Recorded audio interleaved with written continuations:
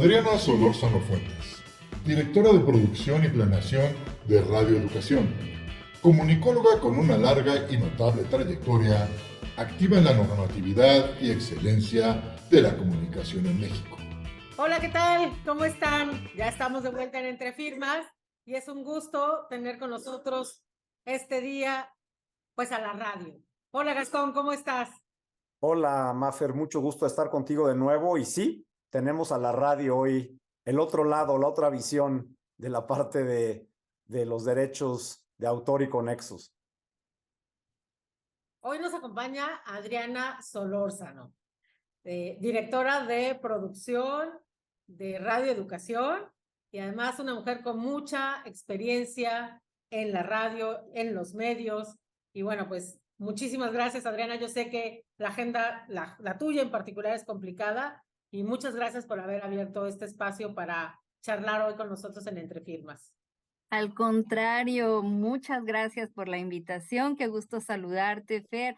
Buenas noches, Gastón. Pues ya listísimos aquí para esta charla y con mucho gusto saludamos también a quienes se han conectado a esta transmisión. La verdad es que estamos muy contentos porque además hoy haremos un programa, digamos, como dijo Gastón, del otro lado, ¿no? Del lado de la cabina o del lado de afuera de la cabina.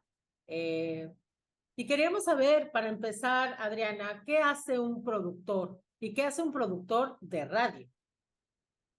Bueno, pues un productor es la cabeza del proyecto, es quien planea, quien distribuye en muchas ocasiones un presupuesto, quien logra materializar ese proyecto, quien elige a las personas que van a trabajar en él y lo lleva a buen puerto. Es decir, el productor es una cabeza organizadora, como un director de orquesta, que logra que todos los elementos desde recursos materiales hasta recursos humanos confluyan para lograr, en el caso de la radio, un producto sonoro.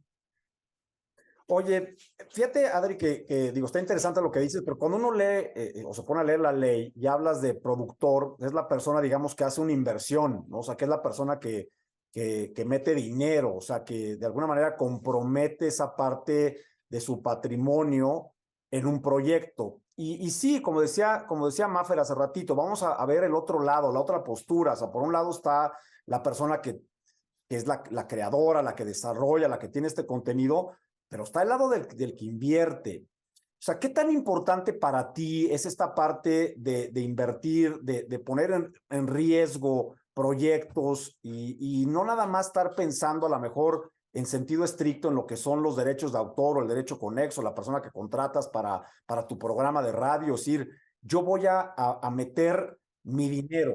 ¿Qué tan importante eso? ¿Qué tanto peso le das a la hora de negociar a lo mejor con la gente que contratas para que entre un programa tuyo, para que entre a conducir o ponga la voz? ¿Qué tanto esto te llama a ti y qué tanto peso le das? Bueno, primero tenemos que empezar por definir o cuando menos por especificar que yo me he desarrollado en la radio pública. Entonces, no hablo precisamente de que un productor sea el inversor, porque desde la radio pública hablamos de productores ejecutivos contratados, digamos, por el Estado para una tarea, pero no soy ajena a lo que puede pasar en la radio comercial. Y efectivamente, pues sí, hay una inversión que hace posible esa producción radiofónica. ¿Qué tanto peso puede tener cuando contratas a alguien y negocias los derechos de autor? Pues todo el peso del mundo, y a veces resulta muy frustrante invertir una cantidad fuerte de dinero, por ejemplo, en un concierto y que después no puedas volverlo a transmitir, por ejemplo, ¿no? Hay ocasiones donde todavía es aún más frustrante cuando no se negocian bien los derechos de autor, porque si tienes, por ejemplo, un elenco múltiple y todo el mundo te cedió la posibilidad de una transmisión recurrente menos una persona, entonces a veces resulta que por falta de un derecho y esa persona aparece constantemente en la producción, pues se queda ya, por decirlo de alguna manera, enlatado, aunque ahora ya no utilicemos lata, se queda silenciado, ya no lo puedes utilizar. Entonces, en esa medida, pues claro que negociar los derechos para prever la explotación que le vas a dar producto es importante. En el caso de la radio pública no es una cosa menor porque Radio Educación como emisora del Estado mexicano tiene una atribución legal y es la de producir para compartir contenidos y apoyar a emisoras comunitarias y públicas de todo el país. Es decir, nosotros distribuimos contenidos y hablamos de 58,000 contenidos al año, es decir, no es una cantidad menor. Si al momento de producir un programa radiofónico después no lo podemos distribuir, estamos faltando, digamos, a una de nuestras obligaciones legales, porque en la medida que el contenido llega a más personas, pues tienes mayor rentabilidad social, que yo sé que de repente, pues en el ámbito de inversores y dinero, la rentabilidad social suena un poco extraña, pero en el ámbito de la administración pública y de las responsabilidades estatales, la responsabilidad social es muy importante. Entonces, si tú inviertes un peso de los impuestos de todas las personas en un programa radiofónico que va a ser escuchado una vez y tiene un alcance acotado, por supuesto tiene un beneficio social menor, así lo puedes reiteradamente reproducir y puede tener un alcance mayor. Te pongo como ejemplo un programa que se llama De Puntitas, que ya hace muchos años dejó de producirse, ha sido considerado memoria del mundo y hay una obligación del país, o sea, del Estado, de preservarlo, de difundirlo, de que se conozca. Lo mismo una producción que hace Radio Educación desde los 70s, de un festival que se lleva a cabo en Veracruz. Esas grabaciones están consideradas como memoria del mundo y en la medida que se reproducen, la UNESCO considera que se está atendiendo adecuadamente pues ese nombramiento, porque no nombras a un patrimonio memoria del mundo para que nadie lo oiga. Entonces, en este caso, pues para nosotros es fundamental que los materiales tengan un alcance el máximo posible. Adi, cuando hablas de materiales y hablas de contenido, un poco también para que el público que nos está viendo lo entienda. Hablamos de programas hablados, hablamos de música. ¿De qué hablamos? O sea, ¿qué es un contenido para ustedes? ¿Y cómo se produce? O sea, ¿quién lo hace? ¿Lo hacen los productores o contratan a gente o se los compran a alguien? ¿Qué hacen? Hay producciones de muy diferente índole y puede haber unas muy distintas a otras. Hay formatos como el de radionovela que pueden ser muy complejos, otros que pueden ser como pues, un programa tipo entrevista que es muy sencillo. Pero digamos, para poder contestar de una manera un tanto simplificada o general la pregunta, se necesita un equipo de producción mínimo indispensable y normalmente pues está integrado por un asistente de producción, por un musicalizador, por un guionista, por un locutor o locutora, si hay alguna dramatización, por actores, si es musical o es sobre algún tema en particular, a veces se requieren comentaristas o especialistas, en muchos casos cuando es musical se requieren ejecutantes o intérpretes que asisten a la cabina o a los estudios a ejecutar su música. Pero insisto, los equipos pueden ser tan grandes como el proyecto. Por ejemplo, estamos emprendiendo una radionovela sobre Francisco Villa. Entonces, en la medida que tienes un elenco o actores, pues, o es un elenco amplio, también se amplía pues la complejidad de la producción. Por ejemplo, ahí se va a tener que hacer la adaptación de un libro, entonces ya entran otro tipo de derechos que pues es el del autor de ese libro y entran también los derechos pues del guionista que hace esa adaptación, ¿no? Entonces la verdad es que en el ambiente de la comunicación pues intervienen tantas personas que evidentemente siempre vamos a estar relacionados con el asunto de los derechos de autor. La ventaja que se tiene en la radio pública, o cuando menos la diferencia con la iniciativa privada, es que no hablamos de ganancias, no hablamos de lucro. O sea, todas las producciones tienen pues la misión de llegar a la gente de manera gratuita. Entonces, el esquema se complica cuando hay ganancias con ese producto, porque entonces, pues a la hora de negociar los derechos, evidentemente, pues cada artista proyecta o cada participante proyecta, pues qué beneficio le va a sacar el inversor a esa producción y con base en eso también se negocia. En el caso nuestro, la verdad es que la mayor parte de la gente siempre participa a sabiendas que es un pago único y que la búsqueda de la emisora es que mientras más gente lo vea, mejor, y que va a circular por donde se pueda. Oye, Adriana, me llama la atención y te escucho cuando hablas bueno, que esto es público y es un interés público, pero al final del día estás hablando de la contratación de autores, o sea, gente que ha desarrollado obras, ya sea musicales, guiones, o que entran a un programa, a una radionovela, obviamente aportando su voz en esta parte del derecho conexo. ¿Qué tanto has encontrado cierto bloqueo, cierta reticencia por parte del autor que dice, oye, pues tú serás muy público, pero yo de esto vivo y yo sí quiero recibir a lo mejor una contraprestación y que sea justa, independientemente que a lo mejor tú no estás buscando el lucro, porque tú lo que buscas es a lo mejor un tema cultural, un tema educativo, un tema de difusión, un tema en el que la gente conozca si es la vida de Villa, si es la vida de algún otro héroe o personaje de México. O sea, ¿qué tanto tienes esa problemática con la gente que interviene para convencerla o no de la contraprestación que le tienes que dar? Porque a lo mejor te van a decir, oye, es que yo legalmente y de acuerdo con lo que dice la ley de derecho de autor, pues si vas a utilizar mi voz, pues tengo derecho a cobrar una contraprestación por la fijación que se haga de mi voz. ¿Esto ha sido un problema? ¿Es algo que es recurrente o realmente no ha sido un tema y la gente que participa con ustedes lo entiende y está dispuesta a aportar su trabajo, a lo mejor sin la contraprestación que podrían cobrar en algún otro proyecto similar si fuera de la IP? Pues es un tema un tanto controvertido, cuando menos tiene muchas aristas que valdría la pena revisar.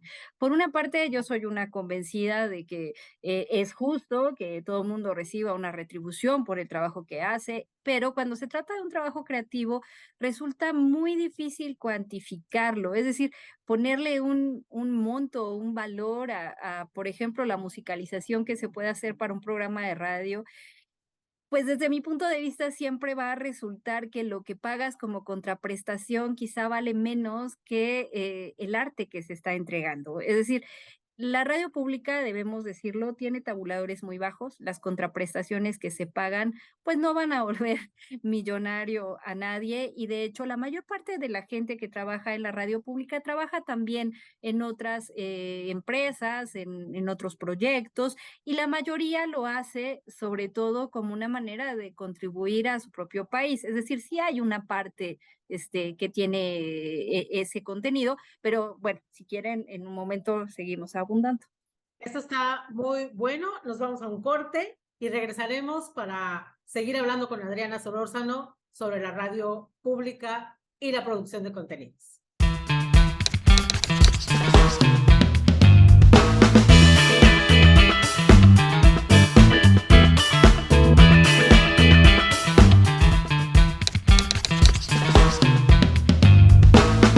Estamos de regreso en Entre Firmas y como siempre les vamos a seguir pidiendo que nos den like, que nos sigan, que le compartan este contenido a la gente que conozcan, que lo suban a sus redes, porque siempre la idea de esto será difundir la parte de los derechos de autor, de la propiedad intelectual, con la que platicamos con gente de diferentes sectores. Hoy estamos hablando de la radio y del lado del productor, que también es una parte bien interesante, porque parecería que el productor no tiene a lo mejor esos derechos que tienen el creador, el autor, pero tiene ciertos derechos como productor, ¿no? O sea, hay un derecho conexo, ya hay material muy importante, y aunque ya nos decía Adriana que ellos son un radio público y que no es tanto el tema económico lo que priva en ellos, pero al final del día hay un contenido, Adriana, hay algo que es lo que se va a transmitir, que es lo que pasa en el programa,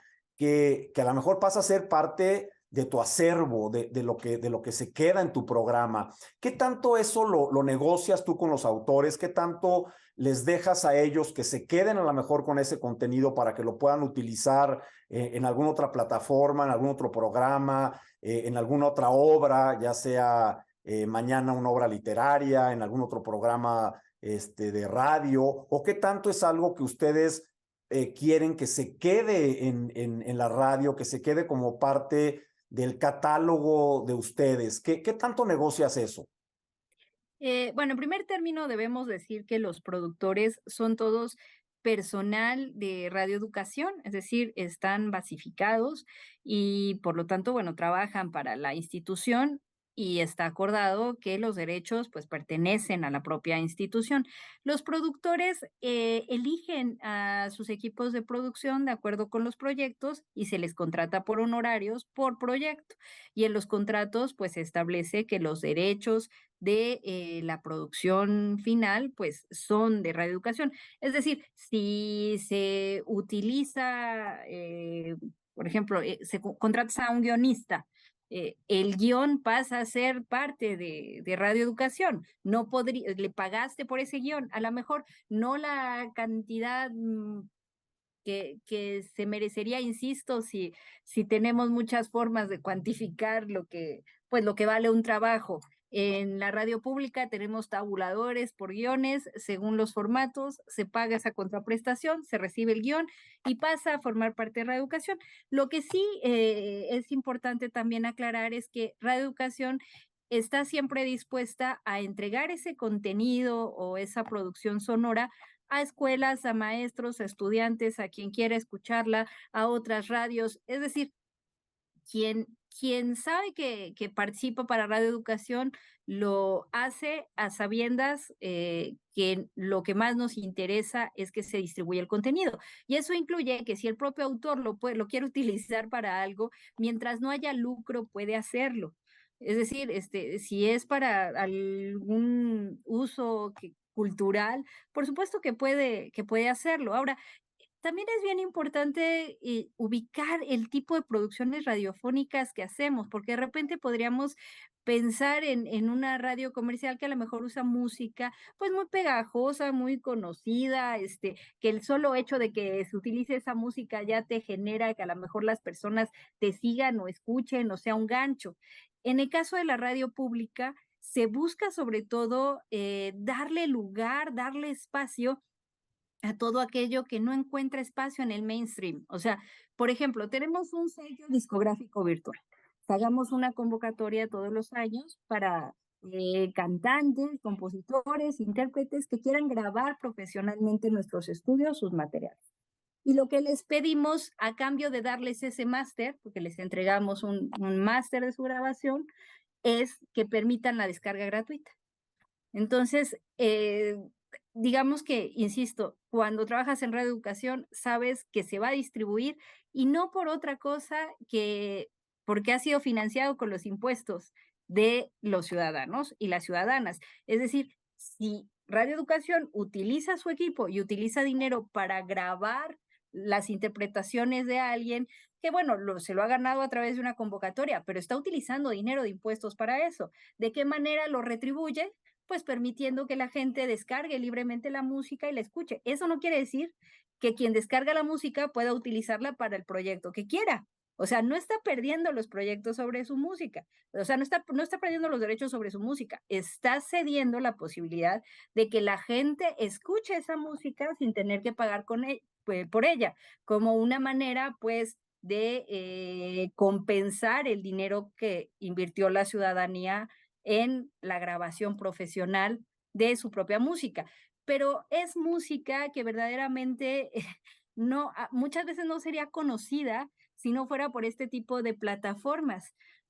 Hay muchos de los músicos que ahora son famosos y que afortunadamente ya ganan muy bien con sus composiciones y les va muy bien, que en los 70s o en los 80s grabaron por primera vez aquí en Radioeducación. Radioeducación tiene una función más de plataforma y lejos de que nos interese quedarnos de manera exclusiva con un contenido, lo que nos interesa es poder visibilizar y llevar a la radio todo aquello que difícilmente estaría en una estación comercial porque no se sostiene como modelo de negocio, pero sí tiene un valor cultural importante, o ya sea porque es muy original, porque está innovando, porque, bueno, bien lo sabemos, no siempre lo que sigue el público masivo forzosamente es lo más valioso artísticamente hablando.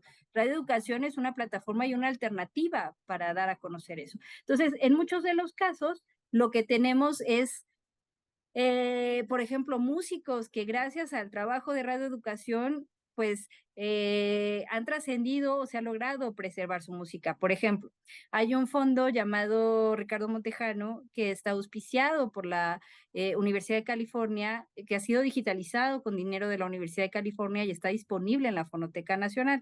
Es música grabada en diferentes pueblos y localidades de México. Es música diversa mexicana, músicos de diferente índole.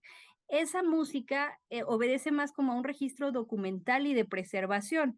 Se puede escuchar y consultar en la Fonoteca Nacional y se puede utilizar para proyectos no lucrativos. No quiere decir que cualquiera pueda llegar a utilizar esa música para explotarla, pero está preservada y es conocida en muchos casos solo gracias a esa labor de reeducación. De otra manera, se habría perdido. Y como eso, hay narraciones orales en lenguas indígenas, narraciones orales de diferentes comunidades locales, fábulas, cosas que no estaban escritas y que se registraron oralmente porque sabemos que hay lenguas nacionales que no tienen gramática. Entonces, la labor de radioeducación es, insisto, es mucho más cultural, es de rentabilidad social, es de otra índole y también por eso muchísima gente trabaja muy contenta, aunque la contraprestación no sea muy alta, porque insisto, sí, nuestros tabuladores son bajos. Por ejemplo, ahora para la radionovela de Villa, Paco Ignacio Taibo nos dijo que podíamos utilizar la biografía que él hizo sin ningún problema, que no nos iba a cobrar un centavo, que por favor adelante, que lo importante era que se conociera la vida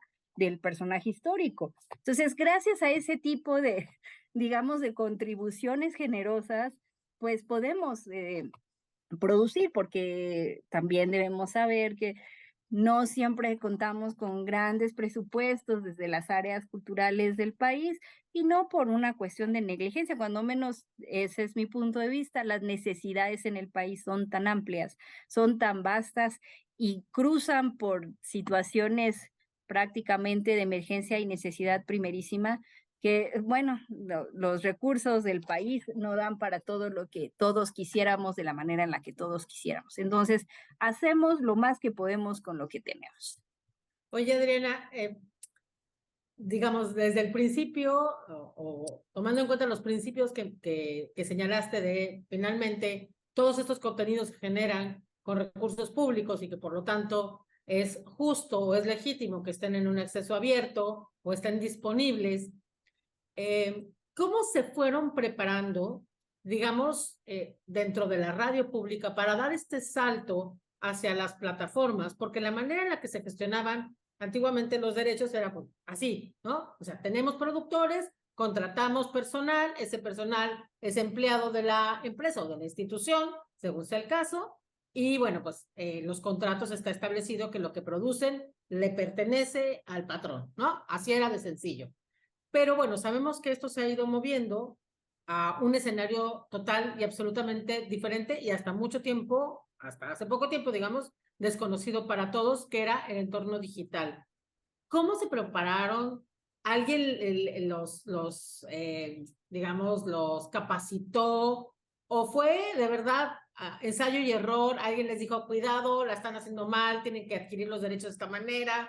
¿O les dijeron, fíjense lo que están haciendo en la radio comercial, copien el modelo? ¿Cómo lo hicieron? Porque, bueno, ahora ustedes son expertos en plataformas y la verdad es que el aprendizaje ha sido muy duro, pero muy rápido también, ¿no?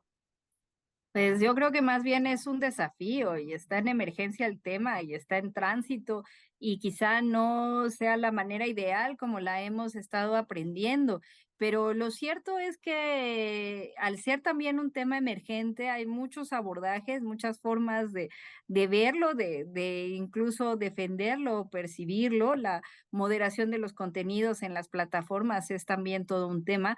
Lo que sí te puedo decir es que pues el tema de los derechos de autor va a ser el tema y va a reconfigurar la manera en la que estamos trabajando, eso sí me queda claro, porque precisamente por los algoritmos, por la tecnología, por la forma en la que operan las plataformas digitales es mucho más fácil ubicar, cuando menos en materia musical, cuando no se han pagado derechos, por ejemplo, por la música, y es muy usual que se silencien programas porque se detecta que hay, por ejemplo, una utilización de música sin derechos. Acá en Reeducación intentamos todo el tiempo utilizar pues librerías precisamente de libre acceso, utilizar material en las redes, incluso para la difusión y las imágenes, pues de bancos libres. No te voy a decir que pagamos derechos por ese tipo de material, más bien buscamos los repositorios que permiten el uso, pues para precisamente funciones culturales.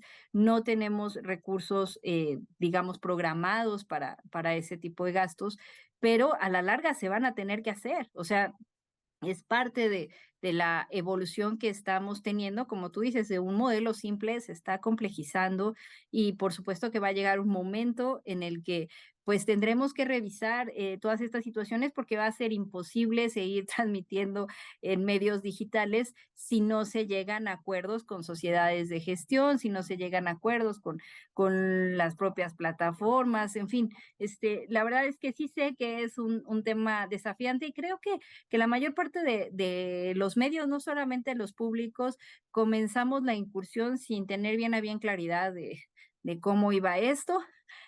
Incluso creo que las propias, bueno, esto es solo una especulación mía, pero me parece que las propias empresas o plataformas o gigantes de la información que ahora controlan la distribución de los contenidos dieron pie a eso. Es decir, te generan la necesidad y ya después te dicen, pero no es de a gratis. Y eso es en todo. Estamos entrando a la internet de pago por todo, después de haber creído, bueno, no todos lo creímos, pero de que mucha gente pensara que internet era pues la panacea en ese sentido, todo gratis. No, ahora mismo vengo de un viaje a Mérida, de un encuentro de periodismo cultural, y pues hablábamos de cómo el modelo de negocios del periodismo está en un punto de quiebre, porque la mayor parte de la gente consume las notas periodísticas o consume la información periodística a partir de las redes sociales, pero ¿quién paga el contenido? O sea, ¿quién paga la generación de esa información? Y quien se queda con las ganancias, pues son las plataformas. Entonces, necesitamos como que revisar, sí, el pago de derechos, pero sí también cómo se distribuyen las ganancias. Insisto, no lo digo por nosotros que no lucramos y que al final hay un presupuesto del Estado mexicano, pero sí en general por los medios de comunicación que generan contenidos que si bien sí requieren pagar derechos, también requieren recibir las ganancias de lo que se genera pues en las redes sociales. Así que ahí tenemos una discusión pues muy interesante que dar socialmente, ¿no? Y llegar como a nuevos acuerdos. Oye, Adriana, me queda claro, ¿eh? Y vamos a ir un corte para regresar con este tema que acabas de mencionar, ¿no? Esta parte, la parte económica, esta parte de la generación de contenido, de derechos, pero regresamos. Estamos de regreso en Entre Firmas y Adriana, has dicho muchas cosas bien interesantes y a mí hay una cosa que me empieza a chocar un poquito en mi cabeza cuando hablas de radio pública y privada. Yo cuando leo la ley, y ni modo, perdón que me meta a las cuestiones otra vez legales y ya me van a empezar otra vez a generar mis monstruos y mis demonios de abogado, porque yo no encuentro en la ley una diferencia entre radio pública y radio privada. O sea, para mí al final del día, radio es radio, ¿no? Hay derechos conexos de los organismos de radiodifusión y de ustedes que hacen radio, pero entiendo que parecería que ustedes van más encaminados a difundir la cultura que a lucrar, como dices, con la cultura o con los derechos. Pero para el autor debe haber un choque muy fuerte entre decir, oye, está bien que quieras usar mi contenido, está bien que tú me digas que ustedes no lucran en el radio, aunque ya nos platicarás si venden espacios, si hay patrocinadores, si se anuncian, y yo ya te diría, y te voy a poner a lo mejor un poco contra la pared, pues ya hay lucro. O sea, al final del día en el radio sí hay lucro. ¿Cómo manejan esto, Adriana? Y a lo mejor te estoy comprometiendo, pero me gustaría escucharte. No te preocupes, todas las preguntas son bienvenidas. Es que tú te estás basando en la Ley General de Derecho de Autor y no estás viendo la Ley Federal de Telecomunicaciones y Radiodifusión. O sea, al final la ley siempre es ponderación de derechos y pues ahí podríamos meternos en una discusión un tanto compleja, pero sí te podría decir que para la Ley Federal de Telecomunicaciones y Radiodifusión, toda la radio es un servicio público y desde que es un servicio público está sujeta a otro tipo de regulación y a otro tipo de obligaciones. De hecho, la radio privada no existe y si dije radio privada habrá sido un desliz porque yo siempre digo radio comercial. Lo que hay es una radio de uso público y hay una radio de uso comercial. En la Ley Federal de Telecomunicaciones y Radiodifusión se establece que nosotros como radio pública no podemos vender espacios, en efecto, no podemos lucrar, sí podemos tener patrocinios, pero todo es para autosustentabilidad. Es decir, cuando decimos que no hay lucro es que no hay ganancia para alguien en particular. Ahora, me parece que la radio pública no vulnera derechos en el sentido de que sí paga contraprestación a cualquier creador que participa. Que las contraprestaciones sean bajas, eso es otro cantar, ya decía yo, pues metámonos al tema de cómo cuantificarlas, ¿no? ¿Qué es mucho y qué es poco? ¿Qué es una remuneración justa y cuál no? O sea, la verdad es que eso ya es un deslinde un poco más complejo. A mí sí me parece que nuestros tabuladores son bajos, pero insisto que las obras a las que apoyamos, que el tipo de personal al que contratamos, que el tipo de producciones que generamos, son el tipo de producciones que difícilmente podrían generar un lucro en la radio comercial, porque son pensadas para público de nicho, de segmento, población que casi no se atiende porque no genera lucro. Mira, te pongo un ejemplo. La radio infantil, los niños y las niñas son un sector importantísimo y un servicio público no puede no atenderlos. La radio comercial estaría obligada, desde mi punto de vista y como servicio público, a atenderlos, les genere ganancias o no. Pero la industria siempre dice, si no hay dinero, yo no voy a invertir ahí. Bueno, es una manera de verlo. Como yo lo veo como un servicio público y no como una industria común, a mí me parece que es inaceptable la respuesta, pero a mí es otro tema. El asunto es que nosotros, como radio pública, sí debemos producir para niños y niñas. Y en este país, Canal 11, si nos vamos a televisión, produce para niños y niñas. Canal 22 produce para niños y niñas. Y la televisión comercial lo que hace es comprar programas de otros países y los transmite. ¿Por qué? Porque les sale más barato, pero son programas que entonces están alejados de la realidad que viven los niños y niñas en sus localidades. Así que vuelvo al asunto de que invertimos en los niños y las niñas el dinero de la ciudadanía, porque los niños y las niñas son importantes, independientemente de que no compren, porque no son atendidos, porque no son un sector con poder adquisitivo.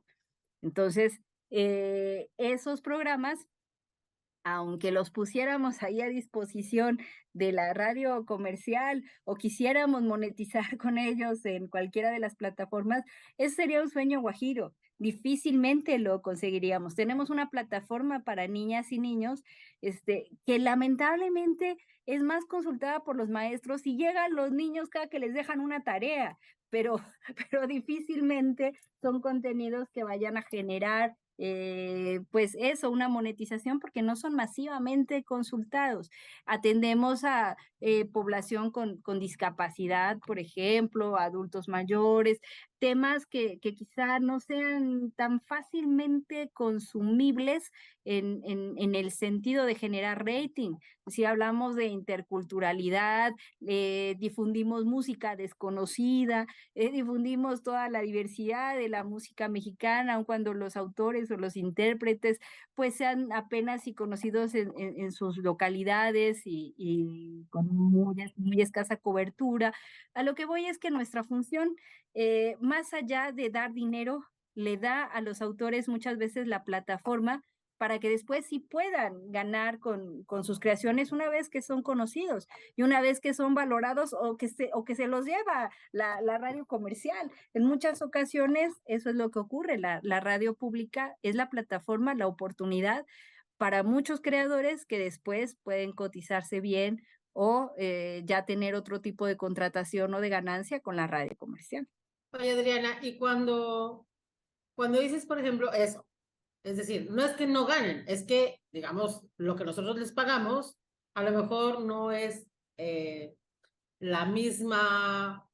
mismo tabulador que lo que podrían tener en una radio comercial, pero se pagan los derechos porque se pagan los salarios, ¿no? Se pagan a los trabajadores.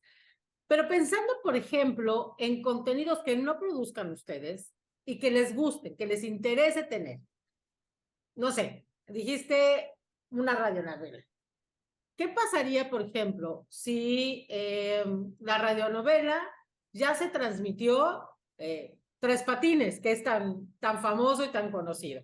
Y que de repente ustedes deciden que, bueno, que hay un público en Radio Educación para Tres Patines, y que ya es un programa que tiene muchos años y pues que tiene su público, ¿no? ¿Qué hacen? ¿Lo compran? ¿Lo negocian? ¿Lo transmiten? ¿Les ha pasado alguna vez que transmitan algo a lo que, perdón meterte en estas, pero algo a lo que no tenían derecho? Por ejemplo, una cortinilla, una canción, una parte de un concierto, y que de repente pues el titular de los derechos, la disquera o el grupo les diga, oye, ustedes no tenían derecho a transmitir eso y nos deben. Mira, sin afán de sonar presuntuosos, la verdad es que tenemos filas y proyectos, pero así torres de programas o podcast que sus creadores quieren que los transmitamos, o sea, nos piden que los transmitamos, o sea, no necesitamos salir a buscar nada porque es como decirle a Sabritas si va a ir a buscar papas. Nosotros producimos radio, no necesitamos los programas de nadie, producimos lo que queremos transmitir.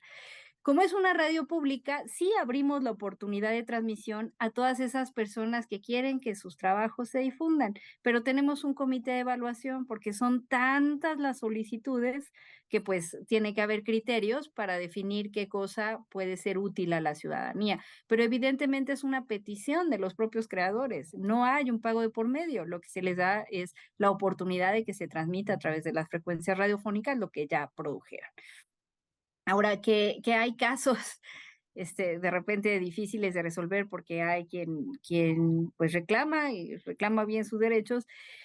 Acá hemos tenido, no demandas, pero sí hemos tenido que bajar material porque autores que en su momento, estamos hablando de una radio centenaria, Radio Educación es una radio que imaginó José Vasconcelos, que va a cumplir 100 años, que fue pensada como una biblioteca sonora y que durante muchísimas décadas ha sido parteaguas de muchos sentidos, que la dirigió Agustín Yáñez, que la dirigió Granados Chapa. Es decir, es una radio verdaderamente emblemática de muchas maneras. En algunas épocas, autores verdaderamente connotados nos cedían, como ahora Taibo ha cedido los derechos para hacer radionovelas, pero cuando se mueren estos autores, sus herederos no siempre tienen la misma generosidad. Entonces, y bueno, y que están en sus derechos, yo solo digo cómo pasan las cosas. Entonces, por ejemplo, si hemos tenido reclamos de herederos y lo que hacemos es como no podemos pagar los derechos, pues dejamos de distribuir el contenido, se silencia. O sea, al primer reclamo pasa al área donde no más, nunca más vuelve a ser distribuido, se baja de la página de internet y se queda hundido ahí en los rincones, porque pues el heredero o quiere dinero o quiere, bajo su derecho, que no se le difunda más. Entonces, pues respetamos eso. Y la verdad es que tenemos un acervo tan gigantesco que pues más bien lo triste es que pues ya no se pueda difundir, ¿no? Pero, en fin, no nos queda otro remedio. Sí he sabido de otras demandas en otras radios por cuestiones musicales, creo que son las más recurrentes, que compositores o intérpretes escuchen su música y pues sí demanden. Por supuesto, muchos pueden demandar por lo que ya decía Gastón, el lucro, pues hay lucro indirecto también, y entonces no todo es si estás logrando monetizar con la creación. Entonces, sí, la radio pública ha perdido algunas demandas, ha tenido que dar algunas compensaciones. Insisto, acá en Radio Educación yo no tengo noticia de que haya ocurrido en algún momento, pero en mucho también es gracias a que Radio Educación casi no transmite música muy comercial, o sea, verdaderamente es música poco conocida, pero bueno, se puede dar. Y se ha dado en otras estaciones donde el perfil es más juvenil, por ejemplo, y de repente pues sí se transmite música más en mainstream o más, más cercana a lo comercial, ¿no? Entonces, evidentemente, pues sí hay demandas y por eso insisto en que es un tema en el que tenemos que meternos mucho más y que tenemos que llegar a, pues a determinados acuerdos, ¿no? Y a mí me parece que cada que hay una demanda por uso indebido, nos deberíamos de poner a pensar si la radio pública debía haber transmitido eso. No porque, digo, para quien esté pensando por ahí que entonces la radio pública debería ser soporífera. No, la radio pública es alternativa. Si esa persona puede lucrar en la radio comercial con esa creación, es que no tenía que estar en la radio pública. La radio pública es una alternativa para precisamente esas personas que en ese momento, esos creadores, esos artistas, lo que necesitan es que sean conocidos. Son los primeros pasos de la difusión de sus obras.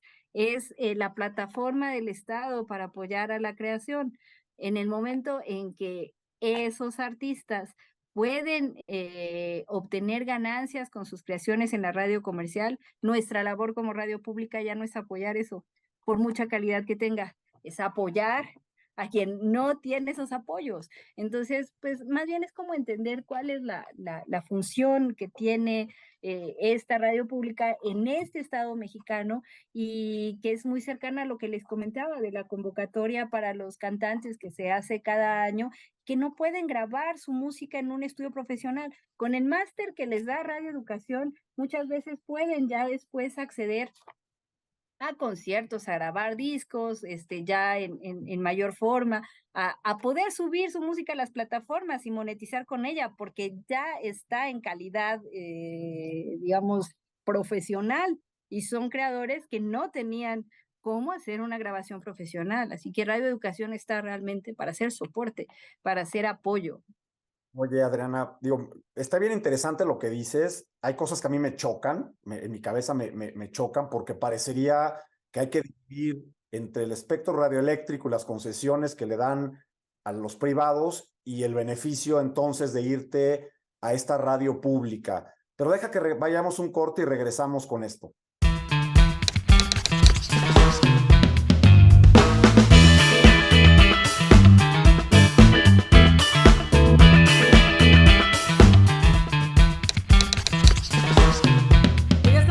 Este es el último segmento y la verdad es que yo no quisiera que se acabara el tiempo porque platicar con Adriana siempre es una delicia. Por favor, denos like, acompáñenos, compartan este programa, es sensacional, ya saben que le ponemos alma, corazón y vida. Entonces, esperamos más mensajes, más preguntas y bueno, seguiremos avanzando en la medida en la que a la gente le siga interesando.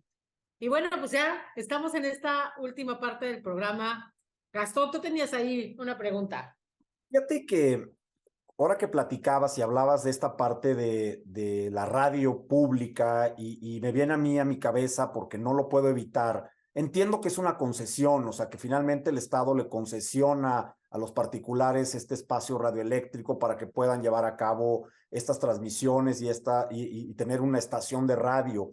Y decías, bueno, es que nosotros aquí lo que buscamos es difundir, es un tema más cultural. ¿De verdad es algo tan disruptivo? Es decir, en la radio pública, el IMER, esta Radio Educación, estamos nada más para difundir, únicamente difundir, pero el tema de la explotación de las obras, del derecho, de que el autor también busque una plataforma respecto de la cual se pueda dar a conocer y mañana tener un beneficio económico. O sea, ¿está tan separado de esta radio pública de la privada?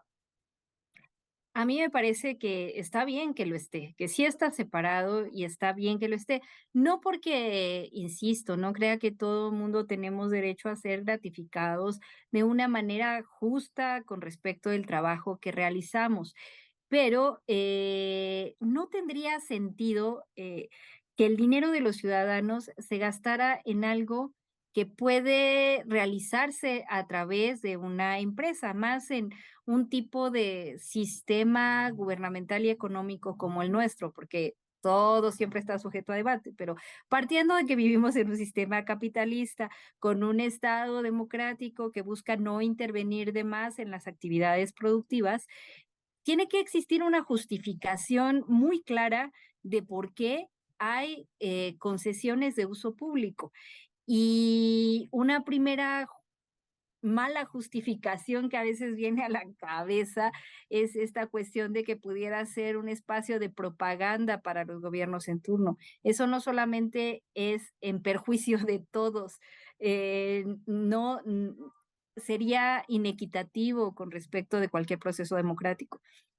Tener medios de comunicación a cargo del Estado puede ser incluso riesgoso en ese sentido, porque pueden ser utilizados para fines partidistas y propagandistas. Entonces, ¿por qué asumir ese riesgo? Porque hay precisamente un sector cultural, un sector informativo, porque también hablamos de información en general, hay un sector de la población que tiene derecho a expresarse en temas políticos y sociales.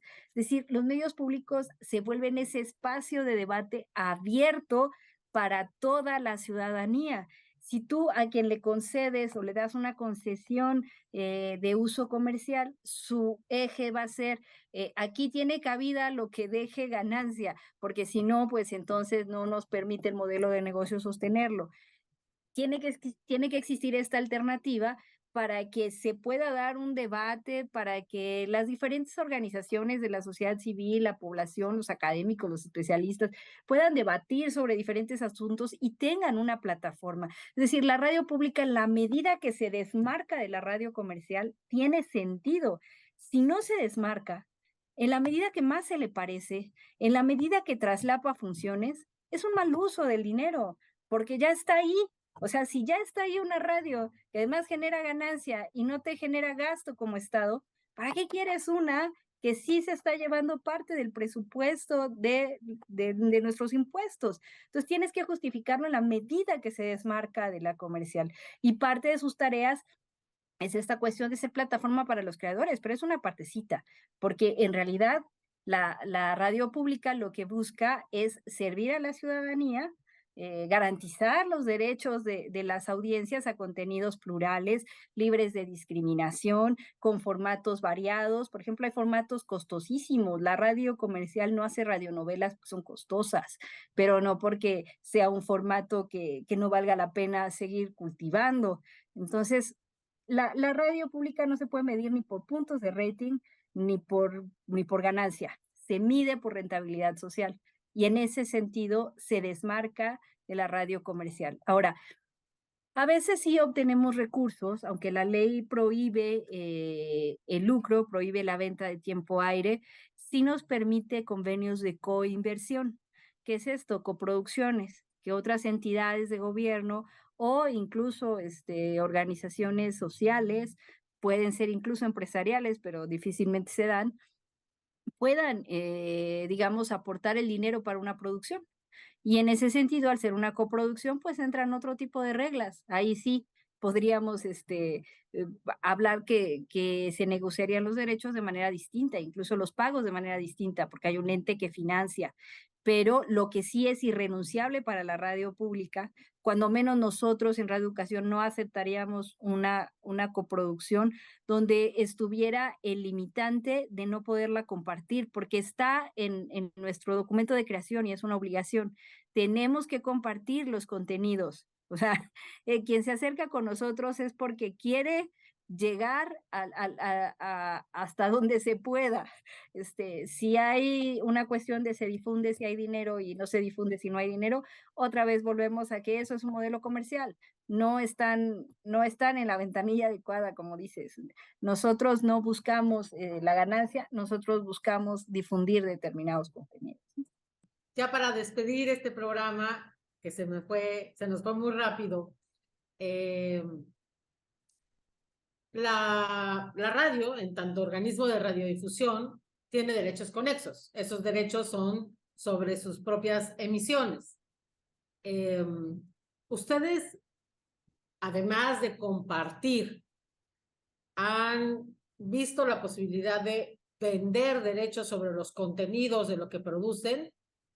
¿Ha habido la posibilidad, alguien se ha interesado, hablando de otras radios comerciales o de radios extranjeras, por ejemplo, que se interesaran por algún contenido? ¿Sucede? En Radio Educación no hay posibilidad porque la ley nos impide, digamos, obtener ningún tipo de ganancia por esa producción. Precisamente porque cuando obtenemos esos derechos es para digamos, una distribución sin fines de lucro. Nosotros, pero hay muchas instituciones que pues, se dedican a generar radio. No la llamo radio de uso público así llanamente porque hay instituciones de Estado, como el IMER, que tiene concesiones de uso comercial.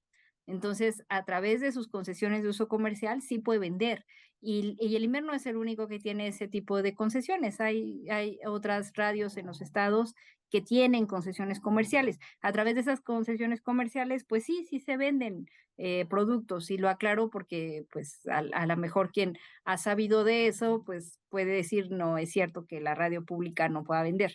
En general, la Ley de Telecomunicaciones y Radiodifusión establece las formas en las que pueden obtener recursos los medios de Estado o los medios de uso público. Uno de esos es precisamente estos convenios de coinversión, pero no hay ninguno que se pueda generar por venta de las producciones. No en el caso de la educación. Por ejemplo, Canal 22 funciona más como una empresa paraestatal. Canal 22 sí puede vender, sí puede ir a los festivales, sí puede colocar sus producciones hasta donde yo sé. Canal 22 opera con otra naturaleza jurídica. Entonces, yo hablo por Radio Educación. Radio Educación no podría vender, pero hay otras, pues, medios públicos o que identificamos como medios culturales y públicos que tienen, pues, otras prerrogativas y que, pues, sí, seguramente también funcionan de otras maneras, ¿no? Oye, Adriana, antes de que Marifer nos despida, porque nos va a despedir, ni modo, es parte de... ¿Qué le recomendarías a todos estos jóvenes, a todos autores que están empezando, que quieren mover su contenido, que quieren buscar esta salida para que la gente los conozca? ¿Qué les recomiendas? ¿A dónde ir? ¿A quién asistir? ¿Se acerquen a ustedes como IMER, como Radio Educación, o que busquen irse a esta radio, como bien lo dices, y a lo mejor el término no es el correcto, privada o comercial? ¿Qué les recomiendas, Adriana? Ay, pues yo sí les recomiendo empezar por el escalón más básico y es, uno, escuchen radio, escuchen podcast. De repente, perdón que lo diga así, pero me llegan proyectos donde dicen que es lo más original que ha habido y que nunca en la vida ha habido una serie así y es la cosa más trillada del mundo. Entonces, eso solamente te lleva a pensar que uno, pues no escuchan los medios de comunicación, entonces no saben exactamente qué cosas sí podría ser original o qué cosas se está haciendo todos los días en todos lados. La otra, que ubiquen el perfil que es más compatible con lo que ellos hacen. Es decir, no está mal hacer, por supuesto, radio de entretenimiento, no está mal hacer radio ligera, o sea, por supuesto, este mundo es ancho, amplio y da para todos los gustos y sabores. Pero, por ejemplo, cuando llegan proyectos acá que los temas son muy superficiales, que no son temas que tienen relevancia social, que incluso pueden caer hasta en chistes de mal gusto. Lo primero que me pregunto es, creo que no saben que esto es una radio pública. Aquí yo nunca transmitiría eso.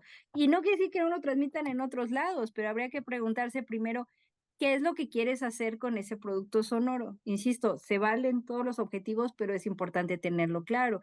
Me acaba de llegar un proyecto donde me mandan una serie de métricas y señalan que es un producto muy comercializable, que podemos obtener una ganancia increíble si lo transmitimos, pero pues no puedo yo obtener ganancias de eso y no es la función de esta radio. Entonces dices, bueno, pues consulta el perfil y a donde te estás acercando, mira si es el que pues más se identifica con tu proyecto, lo que quieres hacer.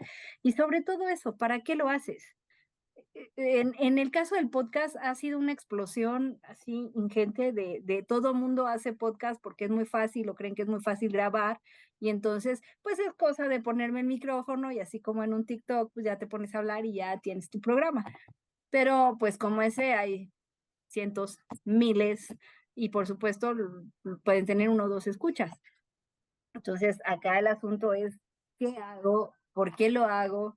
Y si tengo el entrenamiento profesional para hacerlo, si lo estoy haciendo con la seriedad que debo hacerlo y pues a qué público meta quiero llegar y con base en eso, pues conseguir cuál es la plataforma más adecuada para la distribución. Insisto, en el caso de la radio pública, mientras más se desmarca de la comercial, más está en su función y más está en lo que le corresponde hacer.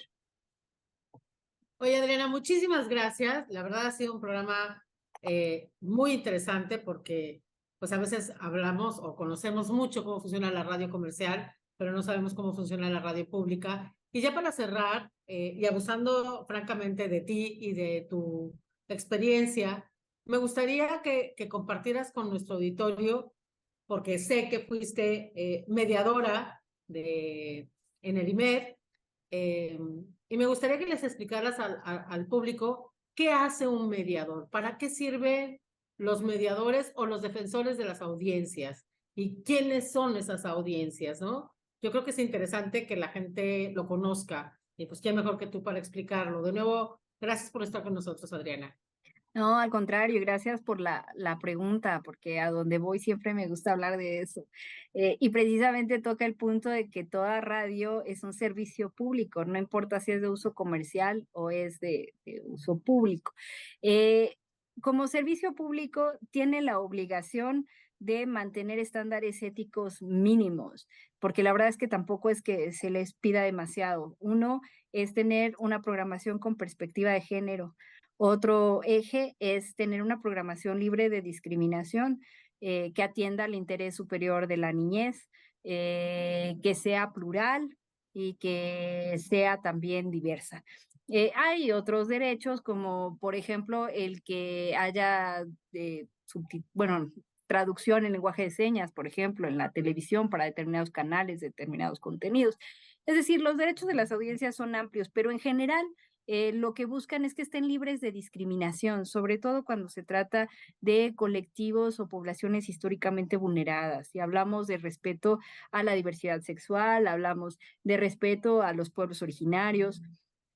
Entonces, si quienes nos están haciendo favor de escucharnos o vernos en cualquier canal de televisión o en cualquier radio pública ubican, bueno, radio público comercial, ubican un contenido que les parezca discriminatorio, ofensivo, que vaya contra el avance de las mujeres, sea misógino, que fomente, por ejemplo, vulnerar los derechos de niñas y niños, como a lo mejor golpear, que pudiera parecer que es una tradición en México, pero es una vulneración a las niñas y los niños y que lo propongan como una educación correctiva. En fin, cualquier contenido que sea tentatorio, sobre todo contra poblaciones históricamente vulneradas, es una vulneración a los derechos de las audiencias y pueden quejarse con el defensor o defensora de las audiencias. Todos los canales de televisión y todas las estaciones de radio tienen la obligación de poner a disposición de sus audiencias un defensor o defensora, con la idea de que los contenidos en radio y televisión, más allá de que dejen ganancias o no, siempre, siempre sean en favor de una sociedad incluyente, de una sociedad respetuosa, de una mejor convivencia y que se respete que cuando tienes un espectro radioeléctrico que es de todas y todos, que es finito y que no alcanza para que todos los que quieran una concesión la tengan, pues se tenga claro que esos que sí tienen las concesiones tienen que utilizarlas de una manera responsable, socialmente hablando. Y los defensores de las audiencias lo que hacen es generar recomendaciones para mejorar los contenidos, tanto en radio como en televisión. No es una figura censora, no es una figura punitiva, es una figura de diálogo que lo que busca es poder ser como la conciencia ética del medio y señalarle al generador de contenidos, mira, si esta perspectiva que utilizaste no fue de derechos humanos, puede ser ofensiva, puede generar estigmas, puede ser discriminatoria, sería mejor abordar el tema de esta manera y en lo sucesivo procurar contenidos pues mucho más, digamos, fortalecidos desde la perspectiva del beneficio social y evitando que se falte al respeto. Mira, por ejemplo, para poner un ejemplo así sencillo, que me gusta precisamente porque es muy fácil de comprender. En Argentina, que hay una defensoría del público para todos los canales y todas las radios, llegó la queja de una señora que decía, oiga, es que tomaron la fotografía de internet de mi hijo. En esa fotografía él posaba con una pistola porque era parte del cartel de una obra de teatro de su escuela y la utilizaron para ilustrar un asalto. Y ahora todo el mundo me está llamando diciendo que si mi hijo asalta, que si está detenido. Y yo ya fui a la televisora y les dije que por qué usaron esa imagen. Y me dijeron que porque mi hijo la subió a internet desde libre uso, que entonces pues ellos la pueden utilizar y que pues que le haga yo como quiera. Eso es una vulneración a la imagen del joven. Entonces, la mediadora en ese momento, la defensora del público allá en Argentina, pues se sienta con el concesionario y pues por supuesto que tiene que cambiar sus procedimientos, no puede hacer eso. Entonces, se busca que en los protocolos no se vuelva a caer en esta idea de, yo tomo cualquier imagen que me encuentre de la red y con eso ilustro la noticia. Por Dios, parece algo como de dos dedos de frente, pero ocurrió y está documentado. Y además pues ofreció una disculpa pública y entrevistaron al muchacho y dieron a conocer su obra de teatro como una forma de resarcimiento, pero es que ese tipo de cosas pasan y cuando los medios tienen una relación tan asimétrica con las audiencias, tiene que haber una manera de proteger a esas audiencias, porque pues imagínense si no existiera la Defensoría del Público, pues la señora se hubiera quedado con una, y señora, no esté molestando, o sea, así le hacemos, y dígale a su hijo que ya no ande subiendo fotos a Facebook.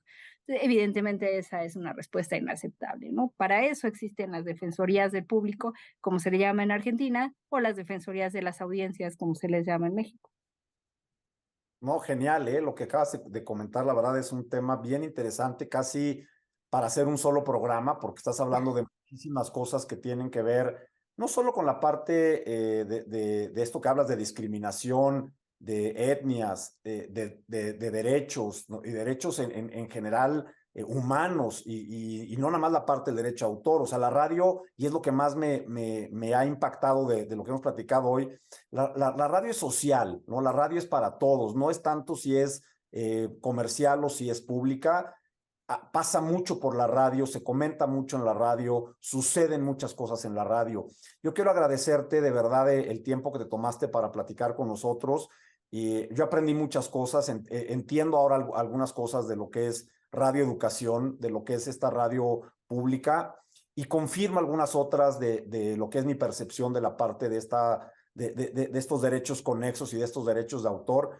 Y te comprometo para que nos volvamos a ver, para que toquemos estos temas que acabas de platicar y sigamos platicando de esto tan interesante que es la radio. Y siempre me llegará a mi cabeza, y lo platiqué en algún momento en algún otro programa, esa frase que a mí me llamó la atención cuando estaba joven. Lo vi en la radio. La radio tiene la capacidad de ver cosas que a veces no vemos en otro lado. Mafer, gracias. Gracias al auditorio. Gracias, Adriana. Al contrario, gracias a ustedes, un placer, y gracias también a quienes se conectaron, nos acompañaron, y gracias a Carlos, que está detrás ahí coordinándonos. Promuévelo, Adri, súbelo a tus redes, promuévelo. Esto es lo que, parte de lo que hacemos es eso, para que la gente nos vea, para que la gente escuche, para que la gente tenga sus opiniones y conozca del lado tanto del productor, en este caso, como de los autores, lo que les importa, lo que les interesa, lo que les afecta, lo que les atañe. Mil gracias. No, al contrario, un gustazo de verdad, mi Fer. Gracias por todo. Nos vemos, Carlos. Bye.